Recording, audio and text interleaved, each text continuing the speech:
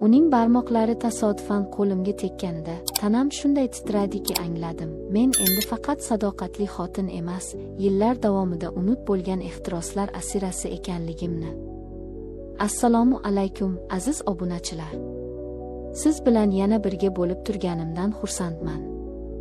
Bugun sizni yuragingizga yetib boradigan bir hikoya kutyapti. Bu hikoya yolg'izlik, vasvasa va taqiqlangan mehr haqida. Bu bir ayolning unut bo'lgan tanasining isyoni va bu isyonning uni qanday qilib ham shirin lazzatga, ham abadiy vijdon azobiga g'arq qilgani haqida. Mening ismim Dilrabo. 30 yoshdaman.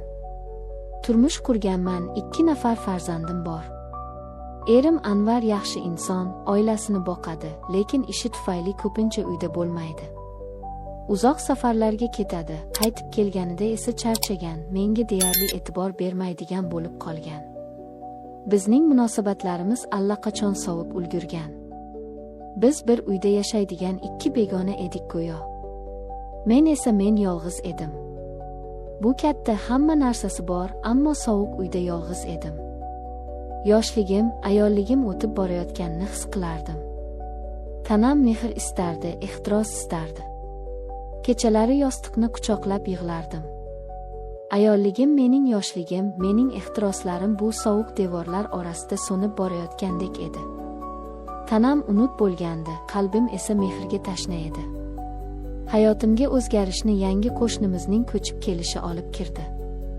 Ismi Sherzod. U mendan bir necha yosh kichik, kelishgan, sport bilan shug'ullangan, ko'zlarida esa olov yonib turgan yigit edi. U hali uylanmagan, yolg'iz yashardi. Dastlab biz shunchaki salomalik qilardik. Ammo asta-sekin u menga e'tibor bera boshladi.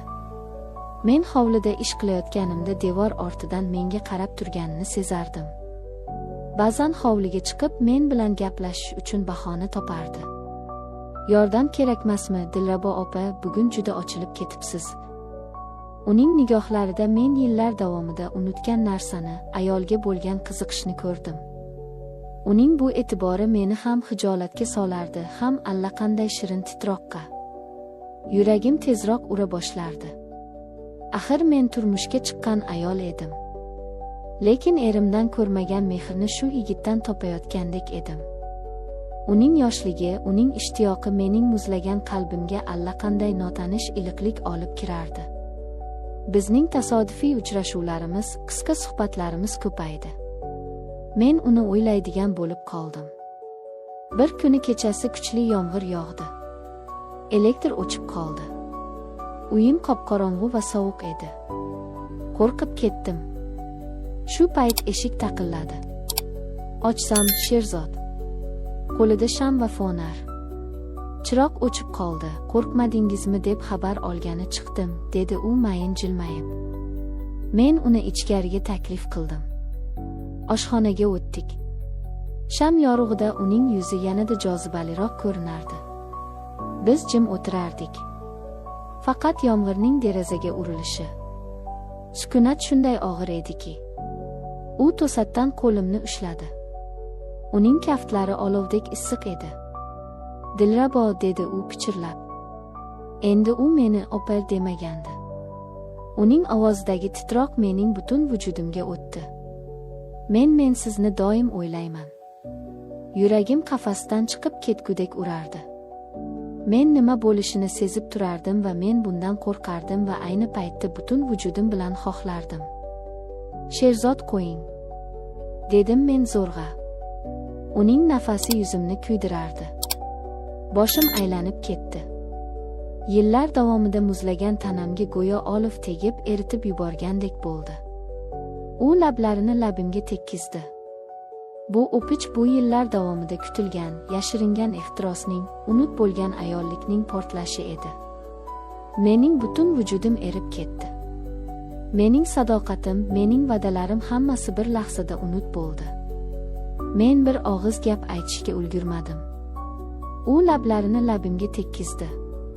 Avval sekin, so'ng ehtirosliroq. Qo'llari yelkamdan pastga sirg'aldi, belimdan topib meni o'ziga mahkam tortdi. Tanam titrardi. Menga bunday yaqinlik ko'pdan beri kerak edi. Uning har bir harakati, lablarining har bir bosishi yuragimga olov yoqardi. U meni asta yotoqxonamga boshlab kirdi. Bu mening sovuq, yolg'iz tunlarim o'tadigan joy edi, ammo endi u yolg'iz emasdi. Oramizda faqat yurak tovushlari va yomg'irning shovullashi eshitilardi. Ko'zlarimiz gapirardi. U meni karavotga o'tkazib, tungi ko'ylagimning iplarini asta yecha boshladi. Har bir teginishi bir ehtiros, bir qadam edi. Ammo men qo'rqmasdim. Uning nigohida shunday bir kuch bor ediki, men o'zimni unga to'liq ishondim. U kiyimlarimni butunlay yechdi. Mening 30 yoshli, ammo hali ham tarang tanam. Men uyatdan emas, lazzatdan qizarardim. Uning hayratga to'la nigohidan zavqlanardim. U ham kiyimlarini yecha boshladi. Uning yosh, baquvvat tanasi sham yorug'ida yanada jozibali ko'rinardi. Meni quchoqlab karavotga yotqizdi. Uning harakati tez emas, lekin chuqur edi. Uning lablari butun tanamni o'rganardi. Sekin ikkita tarvuz chamdan ezib, uchidan o'pib oldi. Oh, mazza! Rosa yoqib ketaverdi. Men ham uni mahkam quchoqlab oldim. Uzoq, juda uzoq bir-birimizni erkaladik. Uning har bir teginishi tanamning unut bo'lgan nuqtalarini qayta jonlantirardi. Uning yoshlik ehtirosi kuchi meni aqldan ozdirardi. Uning qattiq go'sht kaltagini sonlarim orasida his qildim. Sekin tika boshladi. Oh, mazza! Men rohatlanardim. Bu ham og'riq, ham yillar davomida kutilgan lazzatning, ayolligimning qayta uyg'onishi edi.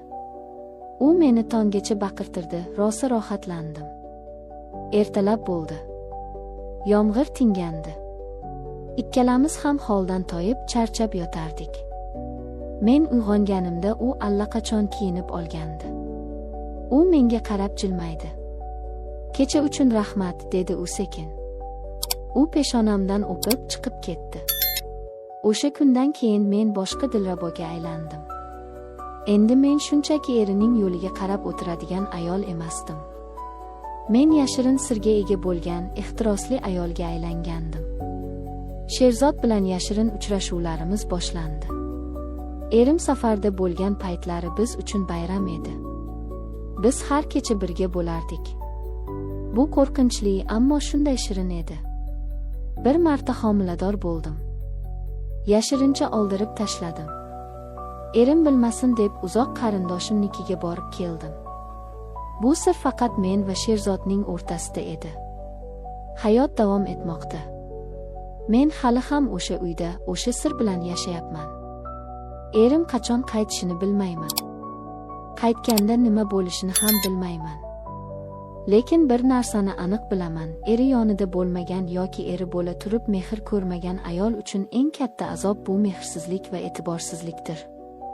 Mazza qilib bu hayotda yashaganingiz qoladi. Chunki ayol bir marta yashaydi.